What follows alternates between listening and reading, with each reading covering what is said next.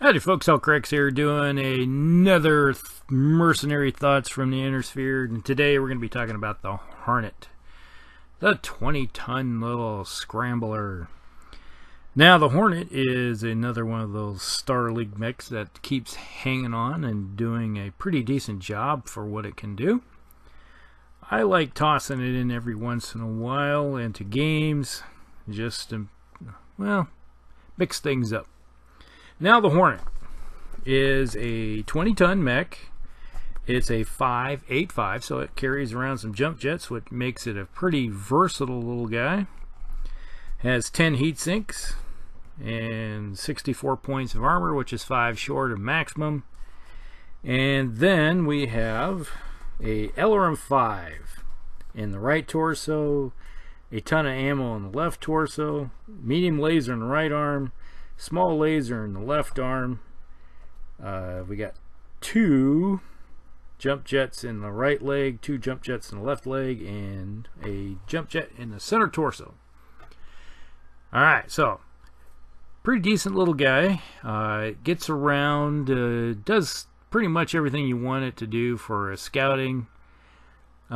Mostly I like using it as a kind of a harassment flanker. It's not the fastest of the light mechs by any means, but it carries around some decent firepower.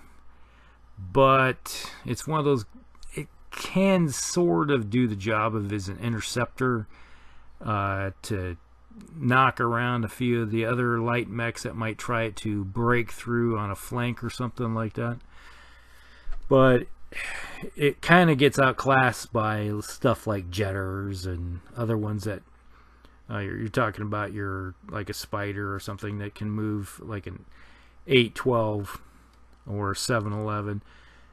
Those mechs can outpace it, but the one nice thing I like about it is it carries a decent amount of weapons and some armor for 20 tons, and the battle value isn't that bad. You know, we're talking under 500 points, so you can put a couple of these into a force and do screening actions or some long-range harassment.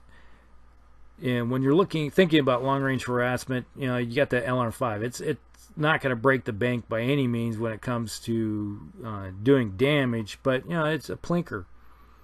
And as we like to say, it doesn't hurt to have something like an LRM-5 that can at least go do some damage out at long range while you're closing up or moving around the flanks, because you can just torso twist, rain down some fire down range at a target or two, do probably, usually it's going to be about 3 points damage. That's going to be your average, and just blink, blink, blink, just doing 3 here, 3 there, 3 here, 3 there. And you can do that for 24 turns.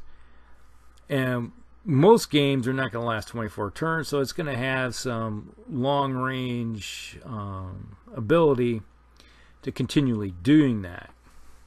And there's been many times, like I said before, where you could have a weapon system like the LRM-5 doing only 1 to 5, 2 to 5, 3, 4, you know, that much damage, and then just hitting somebody and then suddenly get a lucky shot into a torso, either using snake eyes or a headshot here and there. Now, it does happen, and you get lucky and turn around and hit an engine or a gyro and knock somebody down, and then just turn them into something that they don't want it to be, like a pile of junk.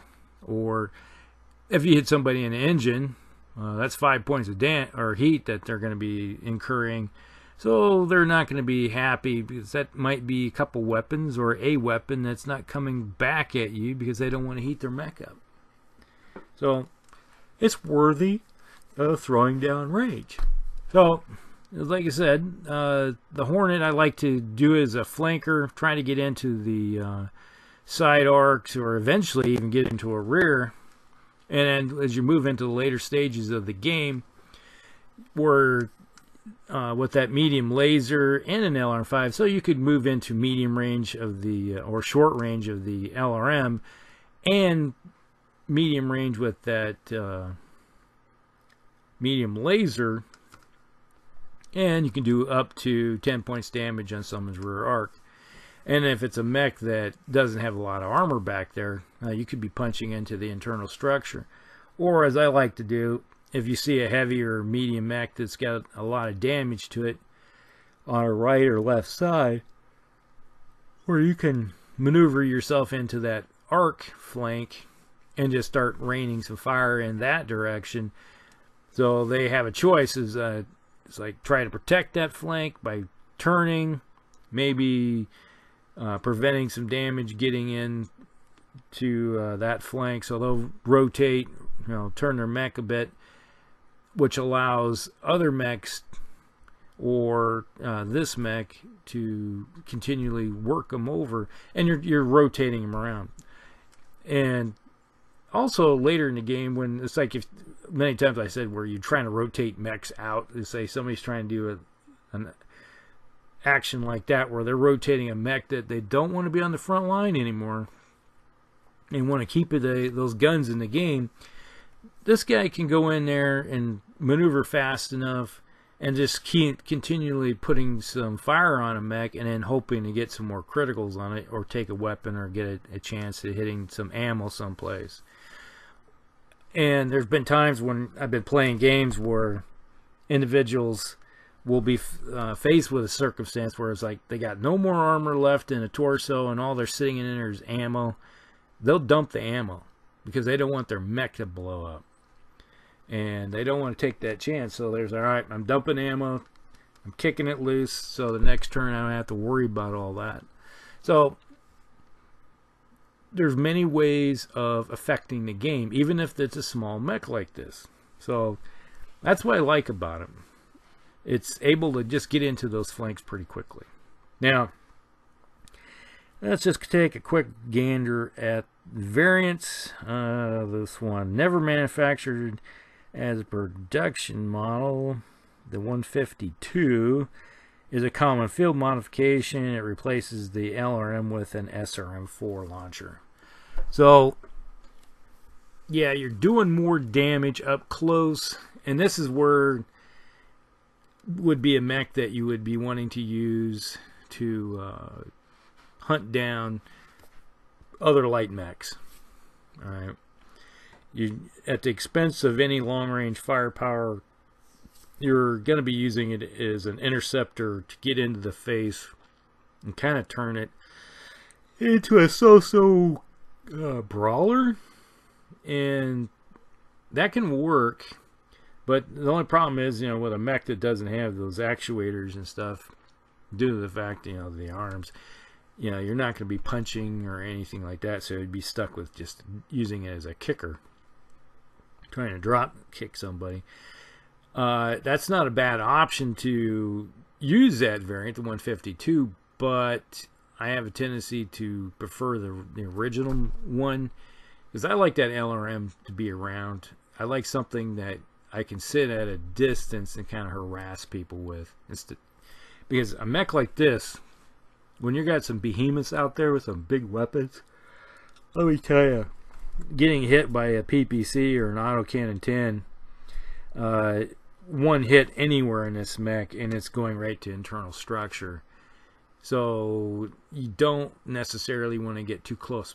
And being that it's a 5.8 mover, unlike a lot of the other light mechs that can move a lot faster and get more modifiers, this one's not going to have it. So it has to rely more on cover and concealment, trying to find areas where you can get some partial cover and fire over top, get into some wood hexes and fire from there to increase the modifiers to be able to protect it. Because let me tell you, there's been times when I'm looking at it, it's like I got a light mech over there where I need a 9 to hit and I need a 8 to hit this medium over here. And this light mech over here is becoming more of a harassment, becoming more of a problem. I might just take 2 of my mechs or so and just throw some fire its way to tear some armor off of it. Because let me tell you, a light mech that suddenly loses half of its armor or has a bunch of open holes someplace, they're going to usually break off and move farther out. And that's why this mech with the LRM-5, if that does happen with this mech, you can pull it back and then continue raining some fire down on a target without being more of a threat than it is. Because somebody that's being hit by an LRM-5 versus some AC-10s and PPCs, who they going to really, it's like, oh, okay, yeah, I'm going to ignore the guy that's just hitting me with the little 5 blocks and go after the big guns. All right, so that is something you have to think about also, is protecting it, because yeah, a lot of 20-tonner doesn't have a lot of armor to begin with, so any medium and heavy mech's gonna really tear them up if they connect. Now, what would I do possibly with this mech? With my way of playing it, about the only thing I would think about for a variant would be dropping the small laser for a little bit more armor, which is 5 more points, which would put a few more into the legs and head. It needs 1 more in the head and a little more protection in the legs. But other than that, that'd be the only thing. So it was hit and miss. Sometimes I mess with it, sometimes I don't. So it's not necessarily something I would really worry about too much. Because in the stock form of this mech, it's pretty decent. And I pretty much like the way it is to begin with. So other than adding a little bit more armor to it, that's about it. Alright. That's pretty much the Hornet in a nutshell. I don't know if there's any much more to say about that, other than how I like to use it. And it's fairly cheap. You can put 1 or 2 of these or some other light mechs into a lance. Speaking of lances, like I said, this would make a good mech for eyes and ears. Let's say you have a couple LRM boats out there that have some good LRM launchers. You know, this mech could be try to get kind of close and then allow itself to go around and hunt down. Let's say you got somebody that has a couple catapults or an archer or a dervish or something like that that's hiding behind a hill and it's just laying down fire. This mech can go in and try to get in close to it, possibly, or light it up so the your forces can turn around and hammer them with some LRMs. So either way, that's one way to look at it, is it can be very useful to doing activities like that. So alright, so let's just end it right here. This is the Hornet, you know, so like and subscribe, share with all your friends. We're growing pretty good here. If you haven't noticed, we're over 500 subscribers by now, so I've really got to put thanks out to all those of you that do watch my videos, and a lot of you are the Battletech community, so I'd like to have you share more out there if possible.